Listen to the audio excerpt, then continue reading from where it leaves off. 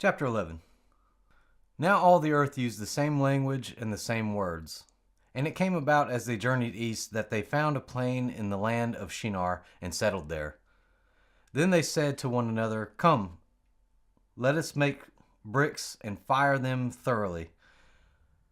And they used brick for stone, and they used tar for mortar. And they said, "Come, let's build ourselves a city and a tower whose top will reach into heaven.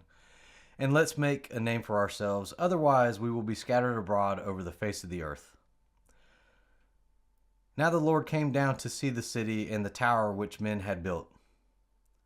And the Lord said, "Behold, they are one people, and they all have the same language. And this is what they have started to do. And now nothing which they plan to do will be impossible for them. Come, let us go down there and confuse their language so that they will not understand one another's speech." So the Lord scattered them abroad from there over the face of all the earth, and they stopped building the city. Therefore it was named Babel, because their Lord confused the language of all the earth, and from there the Lord scattered them abroad over the face of all the earth. These are the records of the generation of Shem. Shem was 100 years old when he fathered Arpachshad, 2 years after the flood. And Shem lived 500 years after he fathered Arpachshad, and he fathered other sons and daughters.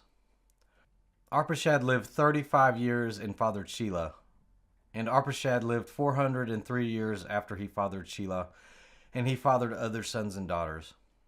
Shelah lived 30 years and fathered Eber. And Shelah lived 403 years after he fathered Eber, and he fathered other sons and daughters. Eber lived 34 years and fathered Peleg. And Eber lived 430 years after he fathered Peleg, and he fathered other sons and daughters. Peleg lived 30 years and fathered Reu. And Peleg lived 209 years after he fathered Reu, and he fathered other sons and daughters. Reu lived 32 years and fathered Serug. And Reu lived 207 years after he fathered Serug, and he fathered other sons and daughters. Serug lived 30 years and fathered Nahor. And Serug lived 200 years after he fathered Nahor, and he fathered other sons and daughters. Nahor lived 29 years, and he fathered Terah. And Nahor lived 119 years after he fathered Terah, and he fathered other sons and daughters. Terah lived 70 years and fathered Abram, Nahor, and Haran. Now these are the records of the generations of Terah. Terah fathered Abram, Nahor, and Haran fathered Lot. Haran died during the lifetime of his father Terah in the land of his birth, in Ur of the Chaldeans.